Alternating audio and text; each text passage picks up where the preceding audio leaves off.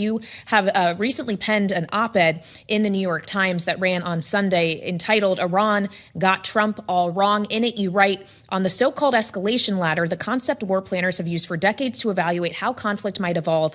Iran still has options, but they are at the low end.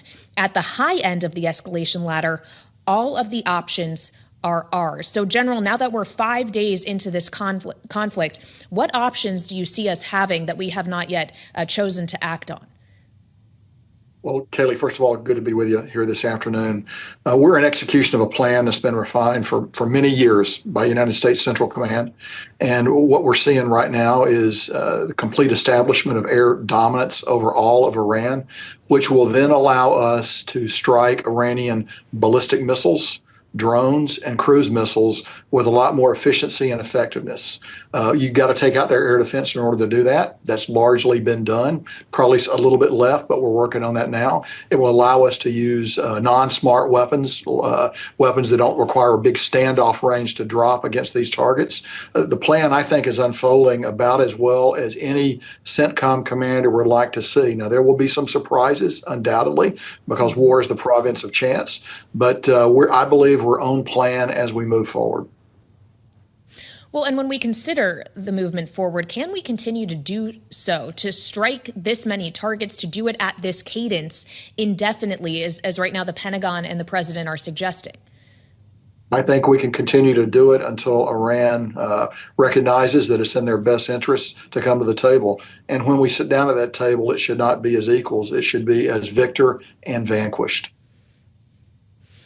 Well, if and when we get to that point, General, even if the U.S. accomplishes the entirety of what it said its objectives are with this operation in Iran, if it is no longer a threat from a ballistic missile standpoint or from a nuclear standpoint, clearly we will have expended a great deal of resources to do so, including from a munitions standpoint. And we can't just snap our fingers and get those assets back and reloaded and replenished. General, are you concerned about us being in a weaker strategic position, if not in the Middle East, specifically as it comes to Iran, when we consider the theaters elsewhere around the world that we may need to have those things in store for?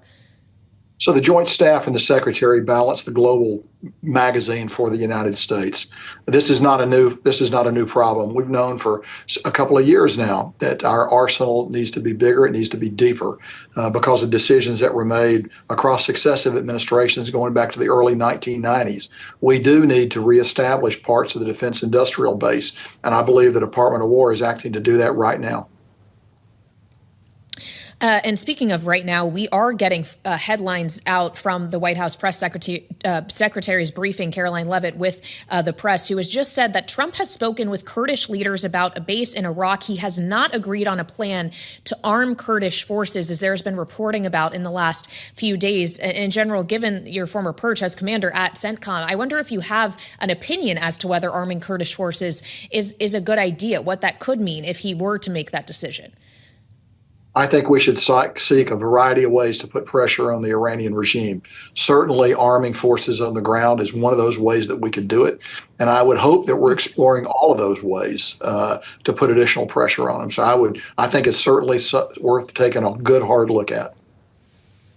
Well, and this brings me to the other idea that this isn't necessarily just going to be strictly U.S. and Israeli military against Iran and the IRGC, that Iran also has this vast proxy network to consider here as well. And we know Israel and Hezbollah have been exchanging fire in Lebanon. How concerned are you by the proxy aspect here and the perhaps unpredictable nature of that component of this? Always concerned about Iran's proxy network. Their global terror network, which is perhaps a better and more direct way to describe it, is certainly a weapon they have. They're probably trying to energize it now. Of course, Lebanese Hezbollah, one of their premier proxy terror networks, has been largely eviscerated by Israel over the past year or so. And I think Israel's now redoubling their attacks on them. We should worry about the potential of attacks in this country by Iran.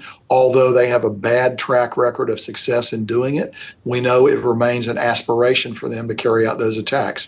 This is not an easy country for them to operate in, and I know we're taking all the measures we need to in order to be prepared for that.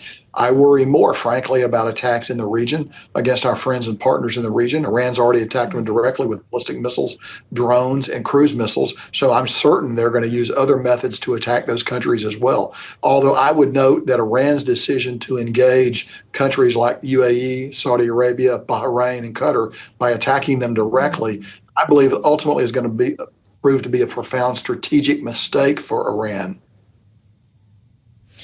Well, when we consider the proxy network, we, of course, have seen one of their proxies, the Houthis, already in just recent years having a very disruptive effect when it comes to global shipping in the Red Sea specifically. And the U.S. military was struggling to a large degree in order to make sure that waterway was secure and to kind of combat the Houthis' efforts. Now we're having a very similar conversation about the Strait of Hormuz. The president, as I'm sure you well know, General, has suggested the U.S. will provide insurance, even naval escorts, if necessary, in order to guarantee the safe passage of tankers and vessels through the strait. How difficult, from an operations standpoint, is that going to be for the United States Navy? And how many resources could we actually expend just on that effort, separate to the actual operations in Iran itself?